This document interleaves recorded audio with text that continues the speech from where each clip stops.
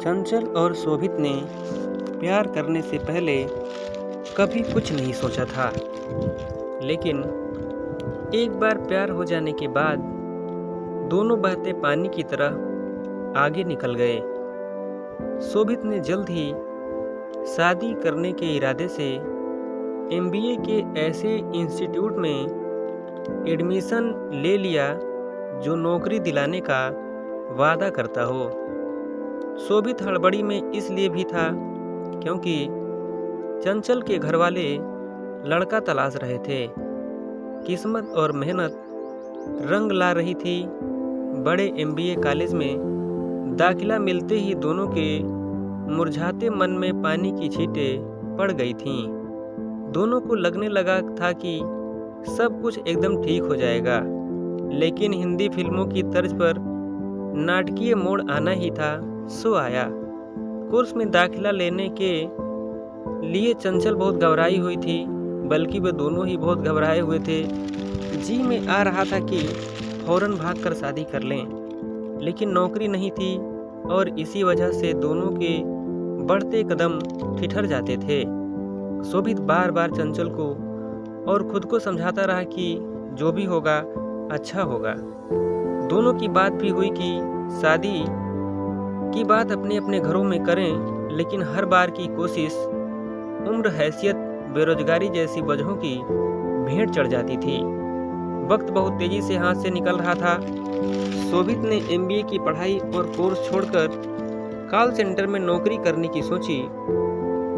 इन प्यार के रास्ते पर पहले चल चुके कुछ अनुभवी लोगों ने इससे होने वाले नुकसान को इतना बड़ा करके बताया कि दोनों इस रास्ते में भी आगे नहीं बढ़ सके। दोनों ने प्यार तो कर लिया था, लेकिन उसके आगे की बातें नहीं सोची थी। यही वजह था कि प्यार के सफ़र पर निकल जाने के बाद बात शादी की आ रही थी तो कभी चंचल को अपने भाई बहन की शादी का डर सता रहा था, तो कभी शोभित को परिवार की इज्जत और भविष्य की चिंताओं का काला खौफ था। चंचल की शादी का दिन आते आते हर बड़े से छोटे मंदिर तक नंगे पांव जाने और 101 रुपये का प्रसाद चढ़ाने का वादा भगवान से कर चुका था। पर महंगाई के इस दौर में 101 रुपये से क्या होता है, शायद भगवान को भी यह मंजूर नहीं था। शादी के दिन तक लड़के का फ़ोन नंबर और पता फेसबुक से निकालकर कुछ जुगाड़ भिड़ाने की कोशिश भी नाकाम रही। उसकी शादी वाला पूरा दिन शोभित ने मंदिर में ही बिताया। कुछ उम्मीदें शायद अभी बाकी थीं, हालांकि सूरज ढलने के साथ उनमें भी तेजी से कमी आ रही थी। हिंदी फिल्मों को शोभित ने अपनी ज़िंदगी में कुछ ज़्यादा ही उतार रखा था, इसलिए शाम होते ही आखिर सलाम करने पहुंच गया मैरिज हॉल। दुल्हन के तैयार होने वाले कमरे में किसी तरह पहुंचकर उसने बोल दिया कि मैं स्टेज पर आऊँगा, मुझे गले लगा लियो। मेरी थोड़ी पिटाई तो पड़ेगी, लेकिन सब ठीक हो जाएगा, शादी कैंसिल हो जाएगी। इतना कहकर शोभित तीर की तरह कमरे से बाहर निकल गया। शोभित का जोश दोबारा जाग चुका। अब यह शोभित का ब्रह्मास्त्र था। जयमाल होते ही वो स्टेज पर पहुंच जाता है। उसके मन में ब्रह्मास्त्र के चलने के बाद पिटने का डर तो था, पर साथ में सफलता की उम्मीद भी। स्टेज पर उसके करीब पहुंचा तो उम्मीद थी कि वह गले लगा लेगी। शोभित ने चुपके से इशारा भी किया, लेकिन उसके चेहरे पर कोई भाव नहीं था।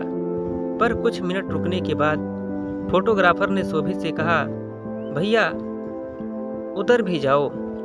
एक झटके में शोभित अपनी सपनीली फिल्मी दुनिया से हकीकत में आ चुका था। चंचल किसी दूसरी की जिंदगी बन चुकी थी। लौटने के बाद एक टक पत्थर सी आंख लिए शोभित रियल लाइफ से निकलकर अपनी जिंदगी की फिल्मांक रिवाइंड होते हुए देख रहा था। बस शोभित का साथ देने के लिए चंचल नहीं थी, उसके नमकीन मैले आंसू और यादें साथ थी। दोस्तों, ये स्टोरी कैसी लगी कमेंट बॉक्स में बताइएगा और अपने इस गरीब भाई को आगे बढ़ने के लिए इस चैनल को सब्सक्राइब करके प्यार और सपोर्ट दीजिए। वीडियो देखने के लिए थैंक यू। अपना ध्यान रखिएगा, मिलते हैं अगले वीडियो में।